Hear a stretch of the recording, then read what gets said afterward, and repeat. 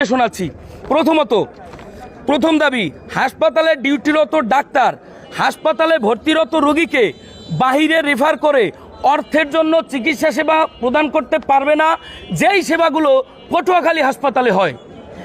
2 নম্বর দাবি, যেই ঔষধ হাসপাতালে রোগীদের জন্য বিনামূল্যে দেওয়ার জন্য সরকার কর্তৃক সরবরাহ করা হয় সেগুলো তালিকা করে হাসপাতাল প্রাঙ্গণ এবং স্টোর রুমের সামনে তালিকা করে টাঙিয়ে দিতে হবে, যেন আমরা বুঝতে পারি কি কি ঔষধ এখান থেকে ফ্রিতে পাওয়া যায়। এরপরে 3 নম্বর দাবি, রোগীদের সাথে হাসপাতালের ডাক্তার, নার্স, সকল স্টাফদের ব্যবহার মার্জিত হতে হবে। এই বিষয়টার দিকে খেয়াল দিবেন সবাই। 4 নম্বর দাবি, যেহেতু হাসপাতালের প্রত্যেক স্টাফদের সরকার কর্তৃক বেতন ভাতা প্রদান করা হয়, সেহেতু কোনো স্টাফ কর্তৃক গরিব রোগীর থেকে অর্থ লুটপাট চলবে না। যেমন রোগীর কাপড় ধুইলে 200, যেই নার্স বা আয়া নর্মাল ডেলিভারি করায়